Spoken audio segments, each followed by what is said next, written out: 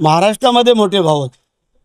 ठाणे जिल्ह्यामध्ये किंवा ज्या ज्या ठिकाणी आपण परिस्थिती वस्तुस्थिती पाहता, ठीक आहे, प्रत्येकजण आपापलं मनोगत व्यक्त करू शकतो, त्याबद्दल दुमत असण्याचं कारण नाही।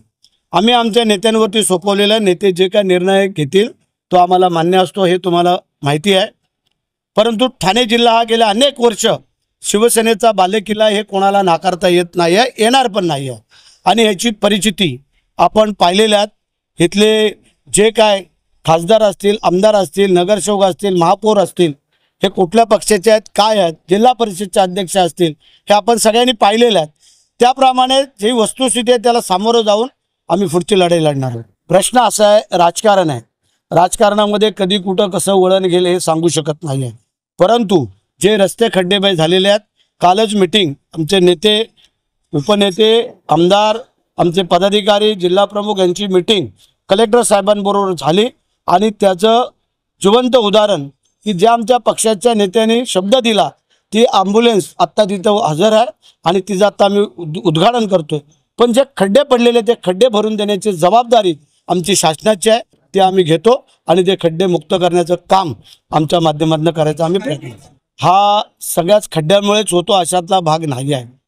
कधी कधी ड्रायव्हरांची फास्ट ड्रायव्हिंग करणं किंवा एखादी रात्री अपरात्री झोप नाही मिळाली त्याच्यातनं अपघात होणं, खड्ड्यामुळे किती अपघात झालेले त्याची मागणी काल प्रकाश भाऊ आणि बाकीच्या मंडळींनी केलेली आहे आणि त्याची भरपाई काय करायची आहे तेही ठरलेलं आहे।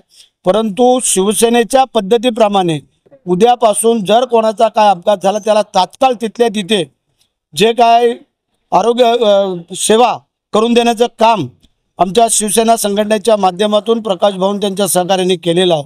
परंतु तुमचं जे काय म्हणणं आहे हे रास्ता असू शकतं, 75 अपघात जे काय झालेले आहेत त्याच्यामध्ये मृत्युमुखी पडलेले आहेत, तर त्यांची भरपाई जी काय मागण्याचं काम आमच्या सेनेच्या माध्यमातून केलेलं आहे त्याचा आम्ही विचार करू आणि त्या मृत कुटुंबांना काय मदत करतील ते आम्ही।